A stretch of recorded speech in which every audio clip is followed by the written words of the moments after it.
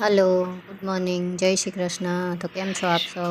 તો આ રવિવારનો સમય છે અને રવિવારે અમે બનાવી હતી સન્ડે સ્પેશિયલમાં દાળ ઢોકળી બનાવી હતી.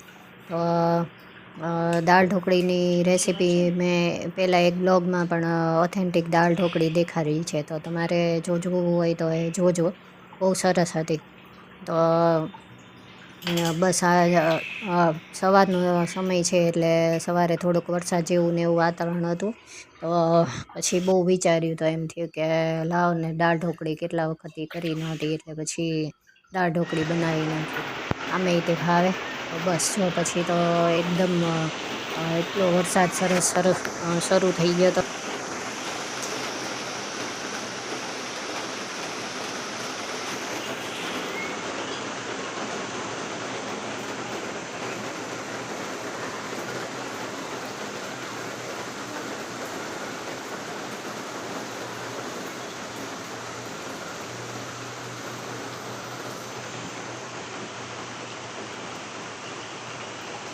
તો પછી નાહવાઈ ગયા હતા અમે, એટલી મજા આવી ને.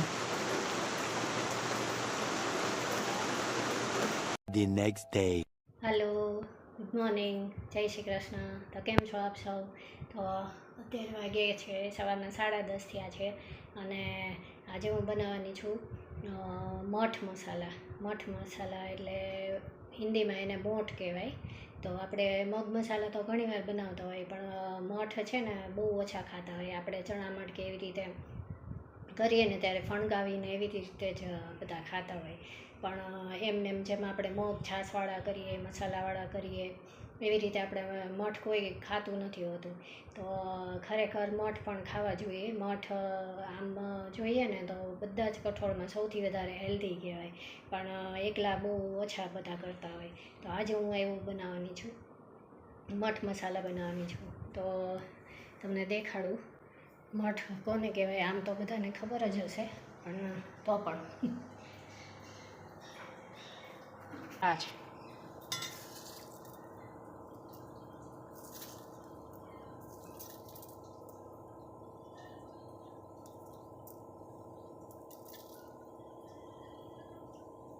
એને પલાળ્યા હતા, એટલે બહુ આમ તો પલાળવાની જરૂર નથી પડતી, કારણ કે એ તો છે ને તરત એમને એમ ચડી જ જાય છે. આપણે એકદમ ગરમ પાણી કરી અને પછી કુકરમાં મૂકીએ ને, સહેજ મસ્તું હળદર ને મીઠું નાખી દેવાનું, એટલે એને પલાળવાની જરૂર નથી પડતી રાત્રે તે. એટલે બસ એવી રીતે કુકરમાં મૂકી દઈશ. કુકરમાં ગરમ પાણી અત્યારે ચડાવી દીધું છે મેં. અને બીજો ગયો છે, આજે ગયો છે એ મહેસાણા ગયો છે, એટલે આજે ટિફિન લઈને એનું નહોતું જવાનું.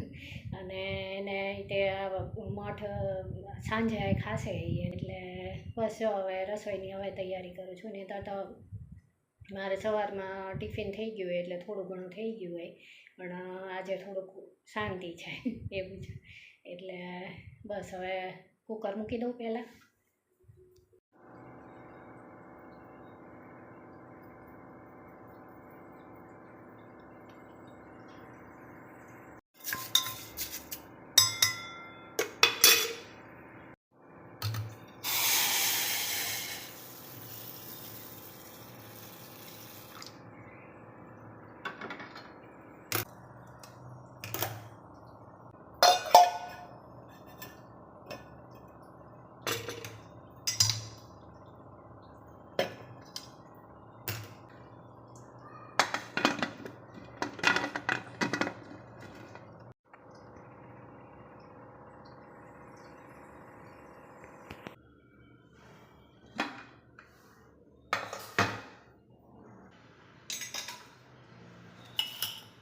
જો અહીંયા મઠ ચડી ગયા છે એકદમ સરસ રીતે.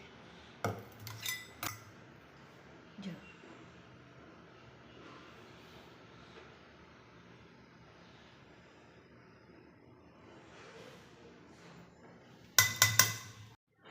તો આ બધાને આપણે અધકચરું રાખવાનું છે, એટલે હું આમાં કરું છું. તમારે ઓલું ફાઇન હાવ ગ્રેવી નથી કરવાની, એટલે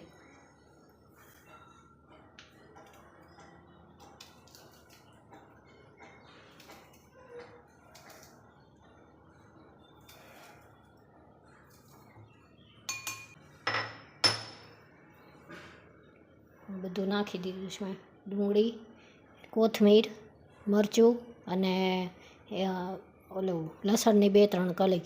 તમને આદું ભાવતું હોય ને તો આદું પણ નખાય, પણ અમને આદુનો ટેસ્ટ નથી ભાવતો ઘરમાં કોઈને, એટલે નથી નાખ્યું.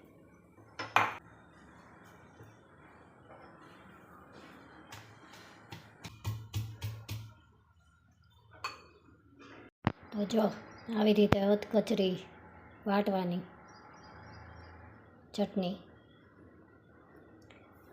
જો આવી. તો આ ચટણી છે ને તમારે એમને ખાવી હોય ને તો એમને આમાં છે ને થોડુંક લીંબુનું નાખી અને ભાખરી આરે કે રોટલી આરે કે એવી રીતે ખાવ ને તો બહુ મસ્ત લાગે, ટેસ્ટી લાગે એકદમ. એટલે બસ એવી રીતે અહીંયા મેં ચણાનો લોટ લઈ લીધો છે, તો ચણાની લોટની થોડીક સ્લરી કરવાની છે.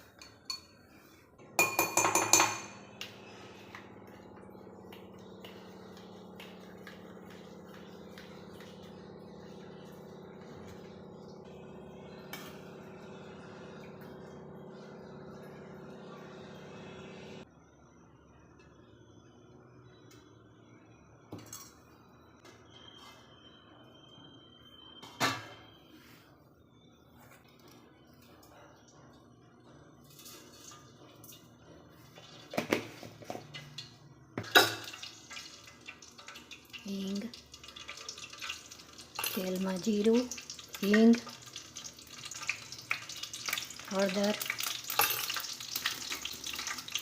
પછી લીમડાના પાન. મઠ છે એટલે સરસ લાગે, બીજું કોઈ કઠોળ હોય તો ન સારો લાગે લીમડાનું પાન.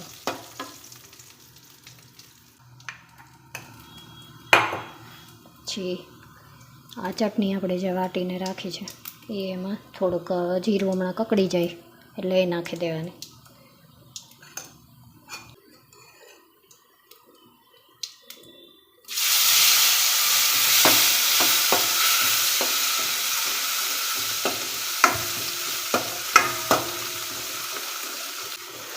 થોડીક વાર એને સાતળવાનું, એટલે થોડુંક તેલ છૂટું પડી જાય ને ત્યાં સુધી.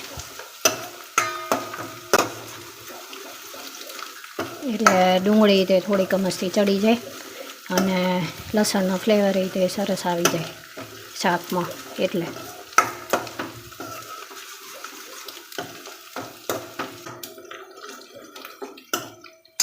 તો જો હવે સરસ સતળાઈ ગઈ છે ગ્રેવી અને તેલ પણ છૂટું પડી ગયું છે. જો સાઈડમાંથી જો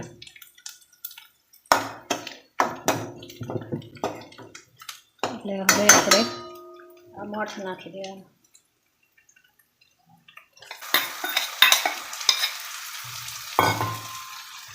સુગંધ પણ એટલી મસ્ત આવે છે.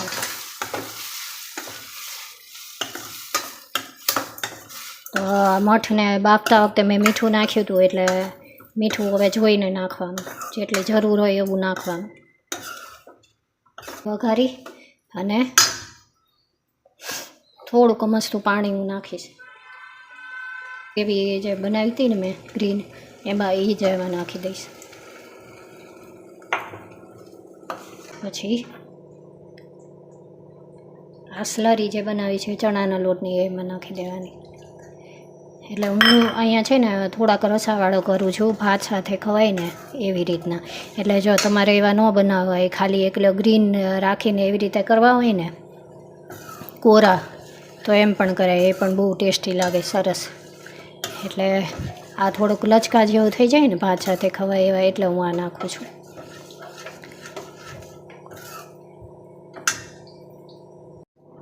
પછી ધાણા જીરું પાવડર, હળદર આપણે પહેલાં નાખી છે એટલે હવે નાખવાની જરૂર નથી. મરચું પાવડર, મરચું તમારી રીતે તમે વધઘટ કરી શકો.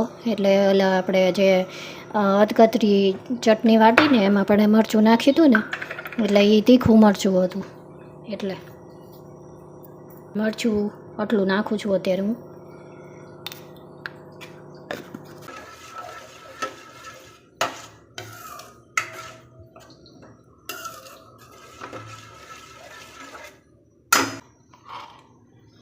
આ 1 ચમચી ભરીને હું દહીં નાખું છું. એટલે દહીંની બદલે તમારે લીંબુ નાખવું હોય તો લીંબુ પણ નખાય, અને જો ઓલા લિક્વિડ જેવા કરવા હોય તો છાશ પણ નાખી શકાય. એટલે તો થોડીક ખટાશ આવી જાય ને એટલા માટે હું આ તો દહીં નાખું છું, થોડુંક મસરું.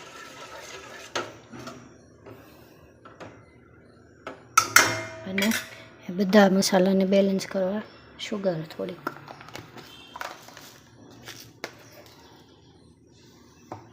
આટલી જ.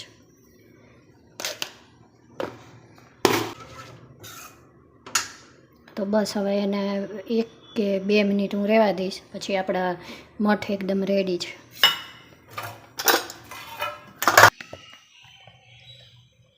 તો બસ હવે મઠ એકદમ સરસ થઈ ગયા છે.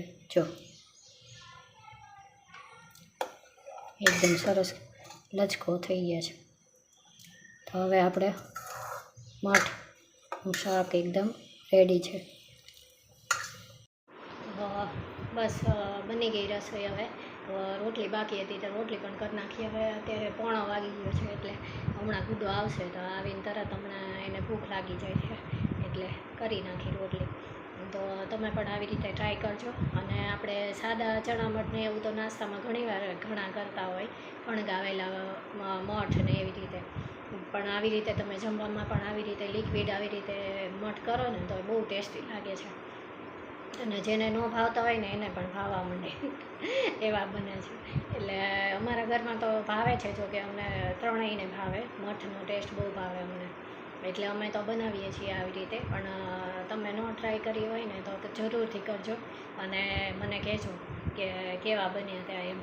અને હું છે ને નવી રેસીપીને નવું આમ વિચારીને એમ તમારી સામે લાવવાની કોશિશ કરું છું. મને એમ થાય કે હું રોજ તમને કંઈક નવી રેસીપી આપું, કંઈક નવું વિચારું, નવું કરું એમ. તો જો મારો બ્લોગ પસંદ આવે ને તો એક લાઈક આપી દેજો પ્લીઝ અને મારી ચેનલને સબસ્ક્રાઈબ કરજો અને ટ્રાય જરૂર કરજો. બહુ જ ટેસ્ટી લાગે છે, બહુ જ ટેસ્ટી. એટલે મગ તો બનાવતા જ હોય, પણ મઠ પણ બનાવજો.